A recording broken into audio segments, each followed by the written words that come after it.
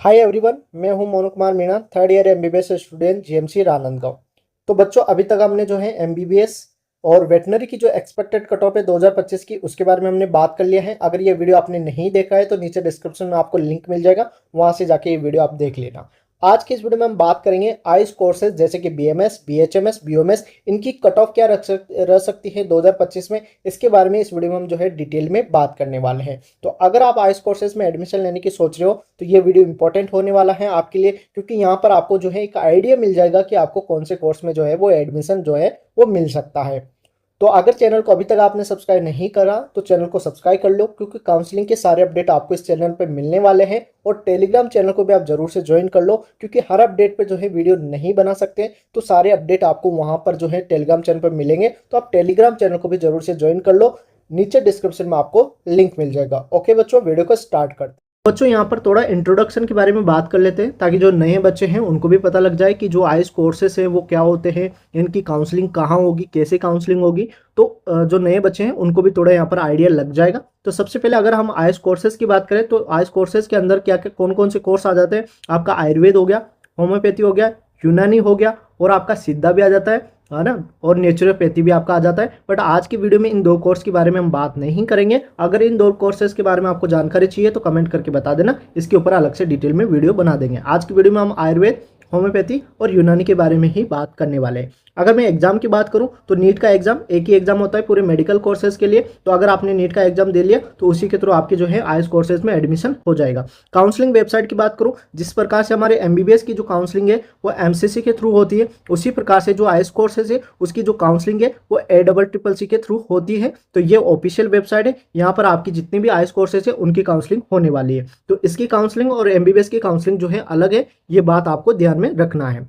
MBBS की counselling body MCC है और आइस कोर्सेज की काउंसलिंग बॉडी ACCC है। तो ये ऑफिशियल वेबसाइट आपको याद रखना। जब काउंसलिंग स्टार्ट हो जाएगी तब मैं और डिटेल में आपको बता दूंगा कैसे काउंसलिंग करना है, कैसे रजिस्ट्रेशन करना है। इसलिए बोल रहा हूँ कि अगर चैनल को सब्सक्राइब नहीं किया तो चैनल को सब्सक्राइब कर लो।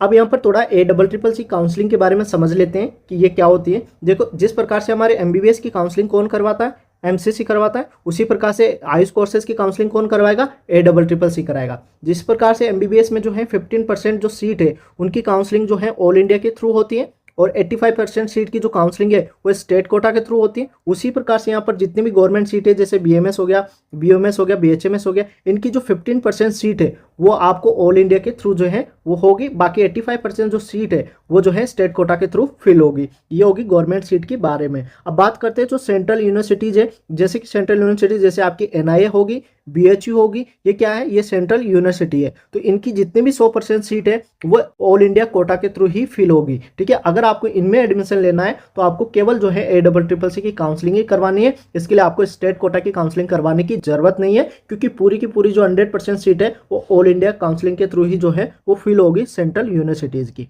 अगर यहाँ पर हम जो है डीम्ड यूनिवर्सिटी की बात करें तो इनकी भी जो सारी 100% जो सीट है वो ऑल इंडिया काउंसलिंग थ्रू यानी कि ACCC के थ्रू जो है वो फिल होगी। तो यहाँ पर मैंने बता दी कि कौन कौन सी जो सीट है उसकी जो काउंसलिंग है वो ACCC करवाती है। तो ये आपको समझ में आ गया होगा। फिर भी अगर आपको कोई डाउट रहता है तो आप कमेंट करके पूछ लेना, और या फिर जो है पर्सनल कांटेक्ट भी कर सकते हो। मैंने नीचे जो है इंस्टाग्राम का लिंक दे रखा है, वहां से जाके आप इंस्टाग्राम पे फॉलो करके मैसेज कर देना। तो बच्चों, सबसे पहले बीएमएस की जो कट ऑफ है उसके बारे में डिस्कस करते हैं, क्योंकि आइस कोर्सेज में सबसे जो फेमस कोर्स है वो बीएमएस ही है, उसके बाद बीएचएमएस, फिर आ जाता है आपका बीयूएमएस है। तो सबसे पहले हम जो है आयुर्वेद कोर्स की कट ऑफ के बारे में डिस्कस करते हैं। यहाँ पर ये डाटा जो है ये 2024 का है, तो उसको देख के आपको डरना नहीं है। इस बार आपकी कट ऑफ डाउन रहने वाली है, क्योंकि देखो पिछले साल पेपर इजी आया था और लीक भी हुआ था, उसकी वजह से कट ऑफ आई गई थी। इस बार पेपर टफ आया तो एमबीबीएस की जो कट ऑफ है वो भी डाउन रहेगी, और उसकी वजह से जो हमारे बीएमएस की जो कट ऑफ है वो भी डाउन रहेगी। आराम से आपके 100 नंबर तो इस बार जो है वो आराम से डाउन रहने वाले, इससे ज्यादा भी डाउन रह सकती है।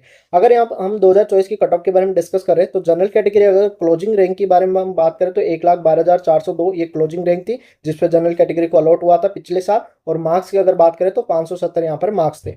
एडब्ल्यूएस कैटेगरी की बात करें क्लोजिंग रैंक की तो 1,20,358 ये रैंक, और मार्क्स की बात करें तो 563 मार्क्स। ओबीसी कैटेगरी की बात करें क्लोजिंग रैंक की तो 1,15,226 ये रैंक थी, और 568 ये मार्क्स थे। एससी कैटेगरी का अगर बात करें तो 2,88,433 ये रैंक थी क्लोजिंग, और मार्क्स की बात करें तो 447 ये मार्क्स रहे थे एससी कैटेगरी के 2024 में। एसटी कैटेगरी अगर हम बात करें तो 3,42,668 ये क्लोजिंग रैंक थी और मार्क्स की बात करें तो 416 ये मार्क्स रहे थे। अब बात करते हैं यहाँ पर 2025 की। 2025 में क्या कट ऑफ रह सकती है बीएमएस की। तो अगर हम जनरल कैटेगरी की बात करें, रैंक तो देखो इसी के अराउंड रहेगी, 1,20,000 तक आपकी रैंक रह सकती है। यहाँ पर हम मार्क्स के बारे में बात कर लेते हैं, कितने मार्क्स पे जो है बीएमएस का इस बार कॉलेज अलॉट हो जाएगा। तो आराम से अगर जिसके भी 450 प्लस मार्क्स है उसको आराम से बीएमएस का कोई भी गवर्नमेंट कॉलेज अलॉट हो जाएगा जनरल कैटेगरी में। ईडब्ल्यूएस कैटेगरी की बात करें तो पिछले साल जो है 563 इतने मार्क्स थे, तो इस बार जो है 430 प्लस अगर इतने भी मार्क्स आपके आ रहे हैं तो आपको ईडब्ल्यूएस में जो है बीएमएस का गवर्नमेंट कॉलेज जो है वो अलॉट हो जाएगा। ओबीसी कैटेगरी की बात करें तो वही 450 प्लस मार्क्स, अगर इतने मार्क्स है तो आपको ओबीसी में कोई भी गवर्नमेंट कॉलेज जो है वो अलॉट हो जाएगा बीएमएस का। एससी कैटेगरी की बात करें तो जिसके भी जो है 350 प्लस मार्क्स, इतने मार्क्स भी अगर आपको आ रहे हैं तो आपको बीएमएस का कोई भी गवर्नमेंट कॉलेज जो है वो आपको अलॉट हो जाएगा। एसटी कैटेगरी की बात करें तो 300 प्लस मार्क्स अगर इतने भी आ रहे हैं, 300 प्लस मार्क्स भी आ रहे हैं आपके नीट में, तो आपका आराम से जो है बीएमएस का कोई भी गवर्नमेंट कॉलेज जो है वो अलॉट हो जाएगा। बाकी देखो ये जो है एक्सपेक्टेड कट ऑफ है, ठीक है, इससे नीचे और 5-10 नंबर ऊपर रह सकती है। देखो ऊपर रहने के चांस बहुत कम है, नीचे रहने के ज्यादा चांस है। तो जब रिजल्ट आएगा तब हमें जो है और क्लियर आइडिया मिल जाएगा। अब बच्चों बात करते हैं यहाँ पर होम्योपैथी कोर्स, ये भी एक अच्छा कोर्स है आईएस कोर्स का। बीएमएस के बाद जो सबसे ज्यादा फेमस कोर्स है वो होम्योपैथी कोर्स है।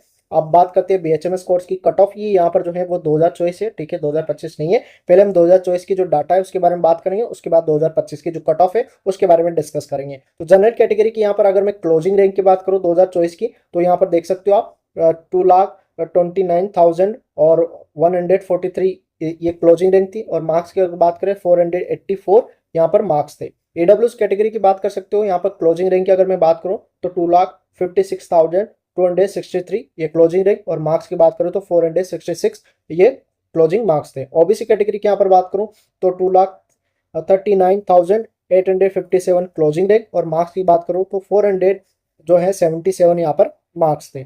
अब बात करूँ एससी कैटेगरी की, तो यहाँ पर जो है 4 लाख के समथिंग ये रैंक क्लोजिंग रैंक थी, और मार्क्स की बात करूँ तो 380 यहाँ पर ये मार्क्स रहे थे। एसटी कैटेगरी की यहाँ पर आप देख सकते हो 4,58,249 यहाँ पर एक क्लोजिंग रैंक थी, और मार्क्स थे 360 मार्क्स, 360 ये मार्क्स रहे थे लास्ट एसटी कैटेगरी के। अब बात करते हैं 2025 में जो क्या कट ऑफ रह सकती है, क्या एक्सपेक्टेड कट ऑफ रह सकती है जनरल कैटेगरी की। तो अगर मैं मार्क्स की बात करूं तो अगर जो है वो 380 प्लस मार्क्स भी आपके आ रहे हैं जनरल कैटेगरी में, तो आराम से आपको इस बार जो है कोई भी होम्योपैथी का गवर्नमेंट कॉलेज आपको आराम से अलॉट हो जाएगा। ईडब्ल्यूएस कैटेगरी की बात करें तो 350 प्लस मार्क्स है तो आपको आराम से जो है बीएचएमएस का गवर्नमेंट कॉलेज अलॉट हो जाएगा। ओबीसी की बात करें तो वही 350 प्लस अगर इतने मार्क्स आ रहे हैं तो आपको ओबीसी में भी जो है वो गवर्नमेंट कॉलेज अलॉट हो जाएगा बीएचएमएस का।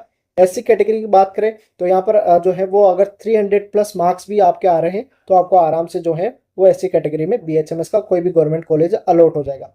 एसटी कैटेगरी अगर मैं बात करूं तो 280 प्लस मार्क्स पे अगर इतने भी मार्क्स आपके आ रहे हैं तो आपको आराम से बीएचएमएस का कोई भी गवर्नमेंट कॉलेज जो है वो अलॉट हो जाएगा 280 प्लस मार्क्स पे।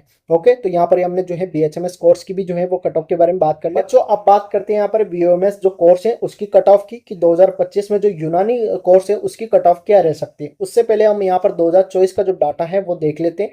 जनरल कैटेगरी की अगर मैं क्लोजिंग रैंक की बात करूँ तो 2,38,773 ये क्लोजिंग रैंक थी, और मार्क्स की अगर मैं बात करूं तो 478 यहाँ पर ये मार्क्स था। ईडब्ल्यूएस कैटेगरी की यहाँ पर आप रैंक देख सकते हो 2 लाख के समथिंग रैंक थी, और मार्क्स यहाँ पर थे 474 मार्क्स। ओबीसी कैटेगरी की अगर मैं बात करूं तो वही 2,36,096 ये क्लोजिंग रैंक थी, और मार्क्स की अगर बात करूं तो 479 यहाँ पर मार्क्स थे। एससी कैटेगरी की बात करूं तो 6 लाख के समथिंग क्लोजिंग रैंक थी, और मार्क्स की बात करूं तो 300 जो है 6 मार्क्स यहाँ पर जो है वो क्लोजिंग मार्क्स रहे थे एससी कैटेगरी के।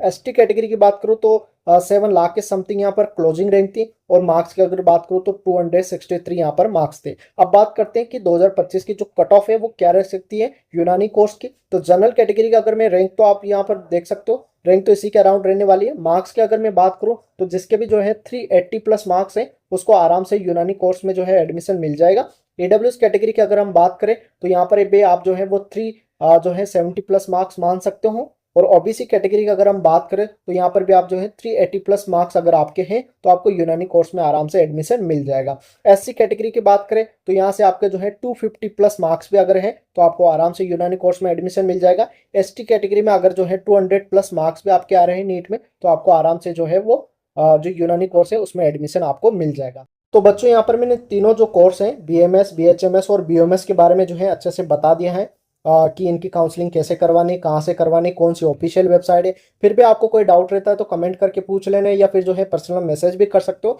इंस्टाग्राम का नीचे डिस्क्रिप्शन में लिंक मिल जाएगा, वहां से जाकर आप इंस्टाग्राम पे मैसेज कर सकते हो।